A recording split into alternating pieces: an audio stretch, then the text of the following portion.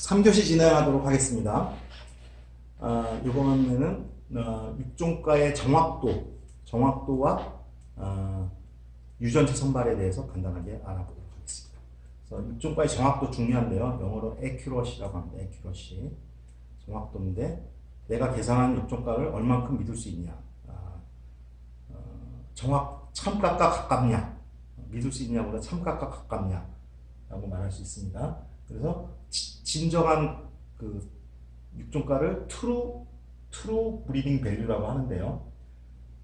그것과 A라고 표현을 했는데 여기서는 그것과 추정한 육종가 estimated breeding value에서 I라고 했습니다. 그래서 그 두 개의 상관계수 상관계수가 1이면은 내가 정확히 추정한 거죠. 0이면 완전히 엉뚱한 값이고 0과 1 사이에 어느 정도 값을 갖겠죠.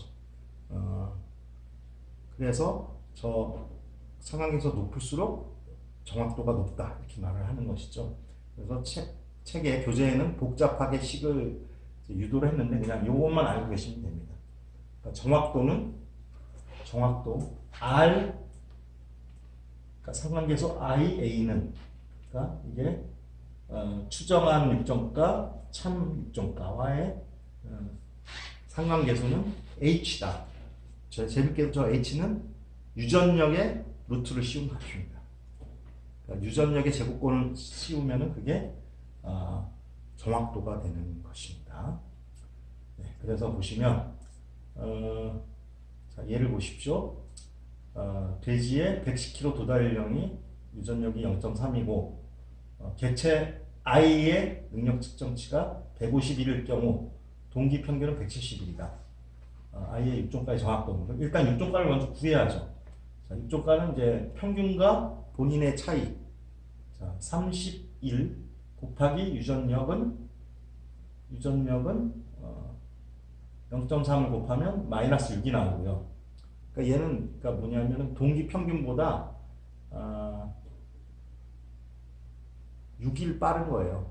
그러니까 빨리 큰다는 얘기죠. 정확도는 그냥 이런 능력 측정치와 상관없이 유전력의 제곱근만 씌우면 되는 겁니다. 0.3의 제곱근을 씌워서 0.5 값을 얻었습니다. 자, 그래서 유전력이 높을수록 당연히 정확도도 높아지는 거죠. R 값이 커지는 거죠. 단순한 얘기입니다. 자, 이걸 보시면 이제 그래프를 한번 보시면 돼요. 자, 두 가지 경우가 있어요. 유전력이 높을 때와 유전력이 낮을 때, 0.1일 때와 0.5일 때. 그때 정확도는 뭡니까? 보라색에 비해서 빨간색이 월등히 높죠. 그래서 당연히 유전력이 높으면 정확도도 높습니다. 근데 여기서 중요한 건 뭐냐면 기록수예요. 기록수. 자, 유전력이 높을 때 기록수가 많으면 이쪽으로 갈수록 점점 정확도가 올라갑니다. 근데 어느 순간에 뭐 1 가까이 가면 더 이상 올라가지 않겠죠. 근데 이제 유전력이 낮은 형질에서는 기록수가 많아질수록 정확도가 많이 올라갑니다. 그러니까 이 말은 뭐냐면 유전력이 낮은 형질을 우리가 연구할 때는 기록수를 많이 하는 게 정확도가 높아지는 거죠.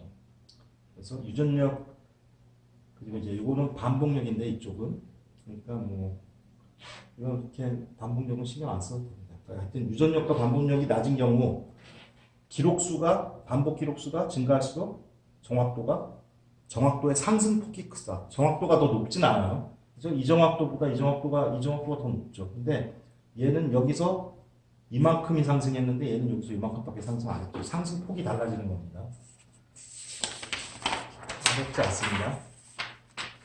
자, 그 다음에 이제 아까 우리가 혁매 검정이 있고 후대 검정이 있는데 그러니까 본인의 능력이 아니라 형제들의 능력을 가지고 포함해서 육종가를 추정하는 방법이 있고 아까 후대 검정처럼 새끼를 낳아봐서 그 개의 유전력을 추정하는 육종가를 추정하는 방법이 있는데 그게 이제 어떤 관계인지 봅시다.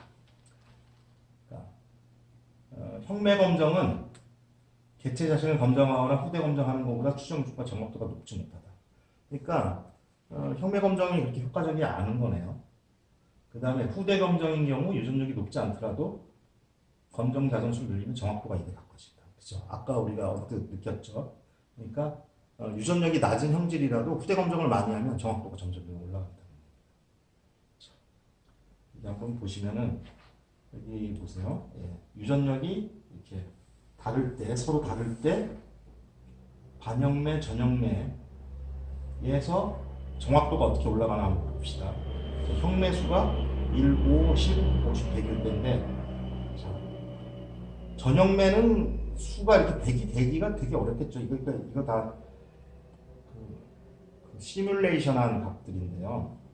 자, 보시면 그러니까 우리가 반영매는 수를 많이 늘릴 수 있으니까 반영매를 집중해서 보시면 자, 유전력이 낮을 때 형매 수가 올라갈수록 자선수가 많아질수록 이제 정확도가 이렇게 좀 올라가는데 유전력이 낮을 때를 보시고 높을 때 보세요.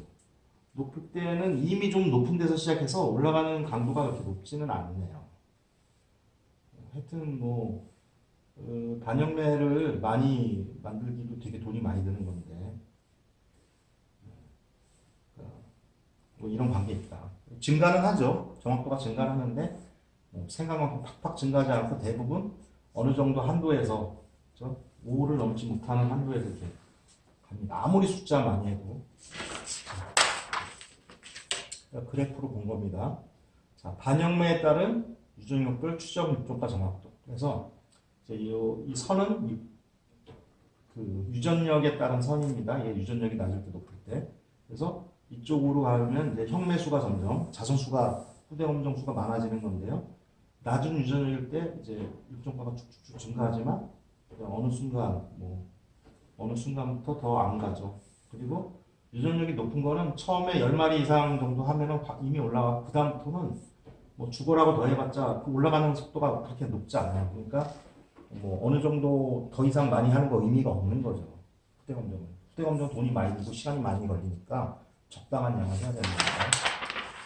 그 다음에 이번 시간에 하는 또 중요한 게 최적 선형 불편 예측법이라는 게 있어요.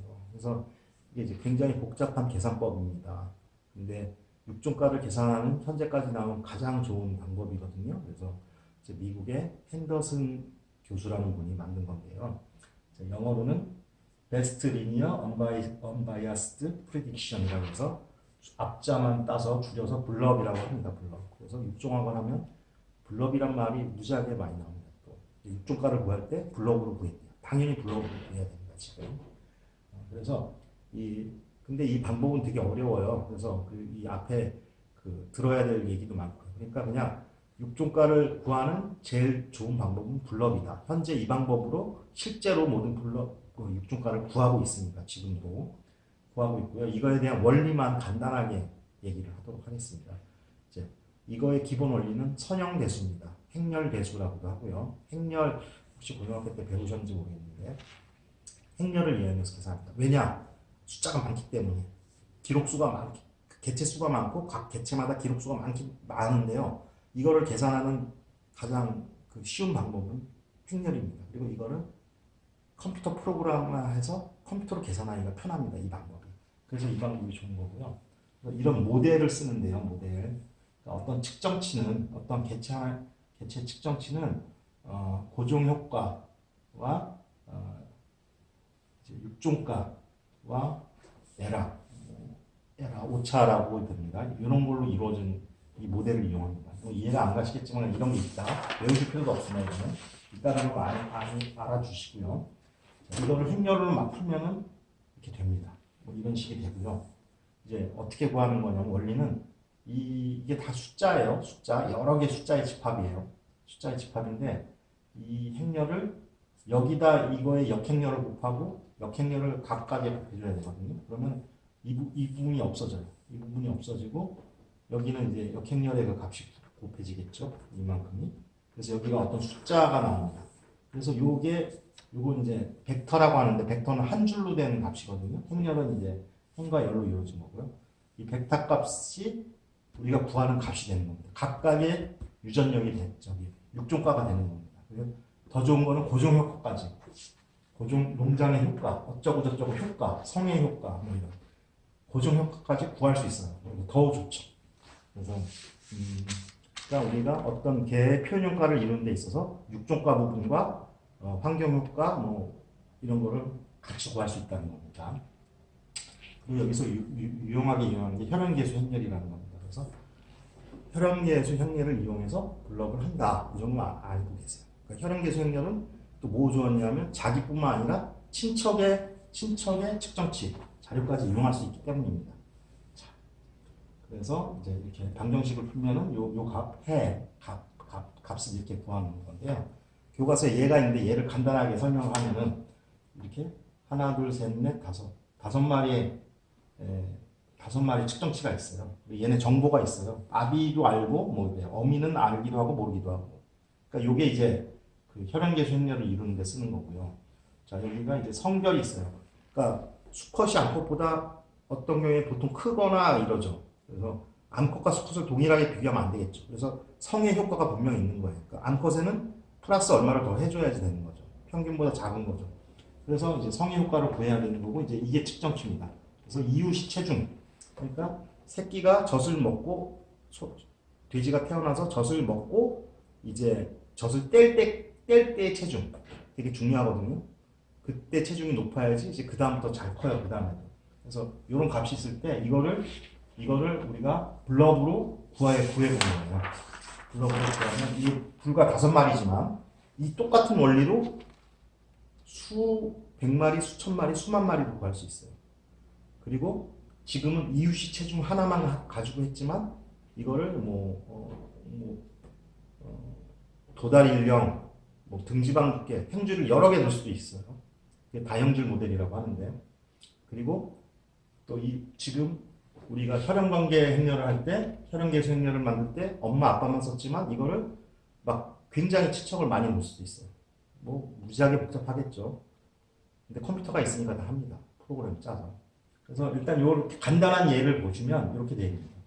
우리가 여기 y의 이유시 체중, 요 체중 측정값이 나오는 거고요.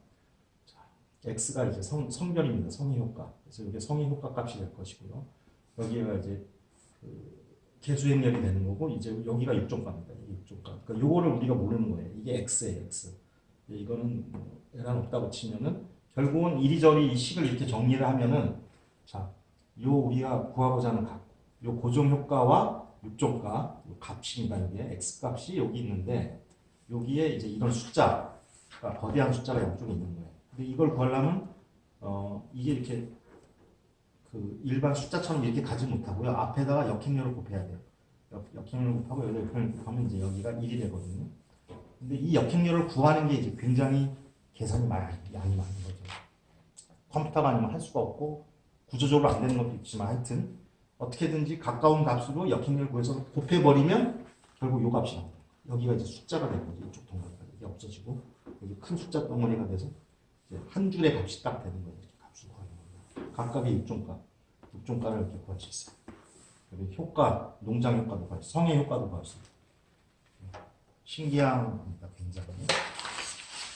자, 마지막으로 유전체 정보를 이용한 육종가 추정. 그래서 요즘은 심지어는 측정값이 없이도 육종가를 추정하는 방법이 생긴 거예요. 그게 이제 유전체 정보를 이용하는 건데 SNP라고 앞부분에 조금 했었죠. 한번 말한 적이 있는데 싱글 뉴클레오타이드 폴리모피즘 마커 유전자형 정보를 이용해서 육종가를 추정하는 겁니다. 근데 그러니까 생으로 이게 바로 추정이 되는 건 아니고 먼저 참조 집단이라는 걸 만들어요. 참조 집단을 만들어서 그거에 기존에 우리 육종가 추정하는 것처럼 다 측정치를 가지고 추정을 해봐요. 그 다음에 SNP 유전자형으로 또 그거의 연관관계를 보는 겁니다. 그래서 실제 측정치랑 유전자형이랑 어떤 관련이 있는지를 알아낸 다음에 그걸 이제 그게 뭐냐면 바로 이제 유전체 연관 행렬을 만드는 겁니다. 지노믹 릴레이션 매트릭스를 만드는 거예요. 아까 블럭식에서 요것만 여기가 G로 바뀌어요. 지노믹 릴레이션식 매트릭스 요거에 바뀌는 겁니다. 식은 다 똑같아지는데. 그래서 그걸 가지고 이 유전체 연관 행렬을 구하기만 하면 그 다음에는 유전자형만 알고서 우리가 실제 측정치를 몰라도 육종가를 계산할 수 있습니다. 그러면 이게 뭐에 좋냐? 그러니까 아주 어린 자식, 송아지일 때 얘가 컸을 때 능력을 육종가를 알 수 있는 거예요. 측정하지 않고도. 또는 얘가 죽어야 되는 거, 도체형질 같은 거, 죽어야만 알 수 있는 마블링이나 등지방부 이런 거를 알 수 있고요. 또는 성이 다른데 수컷에서 산유량을 알 수가 있는 거예요. 이렇게 산유량의 그 영향, 산유량에 영향을 끼치는 점. 그다음에 굉장히 각광받고 지금도 이제 많이 도입되고 있는 방법입니다. 그래서 여기에 단어들만 이건 아시면 돼요. 방법은 우리가 배우지 않으니까 여기서 유전체 육종가 이렇게 구한 거를 유전체 육종가라고 합니다. 지노믹 브리딩 밸류라고 합니다. GBV라고 해요. Estimated Genomic Breeding Value 뭐 이렇게 할 수도 있는 거고요. 유전체 연관은요 GRM이라고도 하고요. 자, 이런 방법을 G블럭이라고 합니다. 아까는 그냥 블럭이었죠. 근데 이제 지노믹이라고 G블럭이라고 하고요. 자, 이 SNP 마커는 연관 불평형 상태여야 합니다. 그러니까 파디 와인버그 평형 상태면 안 되는 겁니다. 뭐 이런 전제를 알고 계시면 돼요. 자, 이상으로 7주차 마쳤습니다. 자, 여러분 이제 우리 끝까지 지금 이제 비대면 온라인 수업으로 가게 됐습니다. 힘들지만 중간 넘어갔으니까 힘을 내서 한번 잘해봅시다. 네, 아마 기말고사 때는 얼굴을 보게 되겠네요. 수고하셨습니다.